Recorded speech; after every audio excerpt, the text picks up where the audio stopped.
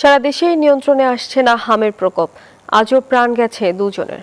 এ বিষয়ে আরো জানাতে কুষ্টিয়া থেকে আমাদের সঙ্গে যুক্ত হচ্ছেন সহকর্মী মাহতাবউদ্দিন লালন।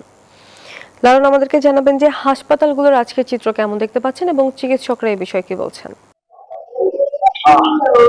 গত ২৪ ঘন্টাতে কুষ্টিয়া জেলাতে বিভিন্ন হাসপাতালে নতুন করে আরো ২২ জন রোগী ভর্তি হয়েছে। এই পর্যন্ত জেলাতে ৮৯২ জন হামের উপসর্গ এবং লক্ষণ নিয়ে হাসপাতালে রোগী ভর্তি হয়েছে বলে সিভিল সার্জন আমাকে জানিয়েছেন। তিনি বলছেন যে এখন পর্যন্ত জেলাতে ৮ জনের মৃত্যু হয়েছে এবং হাসপাতালগুলোতে এখন এই মুহূর্তে ১০৮ জন রোগী হামের উপসর্গ এবং লক্ষণ নিয়ে বিভিন্ন হাসপাতালে ভর্তি থেকে চিকিৎসা নিচ্ছেন।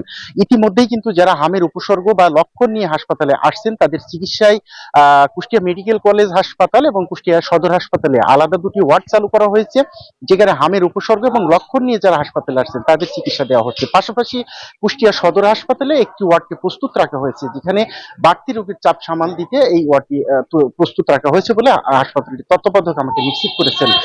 এখন পর্যন্ত জেলাতে যেহেতু ৮ জনের মৃত্যু হয়েছে এবং প্রতিদিনই নতুন নতুন রোগী হাসপাতালগুলোতে ভর্তি হচ্ছেন এবং সিভিল সার্জন বলছেন যে দীর্ঘদিন এই টিকা কার্যক্রম বন্ধ থাকার কারণেই মূলত এই আসলে এই সংক্রমণ বৃদ্ধি পেয়েছে। ইতিমধ্যেই জেলাতে কিন্তু হামের উপসর্গ বা হাম রুবেলা যে টিকাদান কর্মসূচি সেটি কিন্তু চালু হয়েছে, যেটি ১১ই মে পর্যন্ত চলবে এবং এই টিকা দেওয়া সম্ভব হলে এই সংক্রমণ কমে আসবে বলে সিভিল সার্জন আমাকে জানিয়েছেন। এই ছিল হামের উপসর্গ, চিকিৎসা এবং লক্ষ্য নিয়ে কুষ্টিয়া থেকে সর্বশেষ। তমা। লালন, ধন্যবাদ আপনাকে।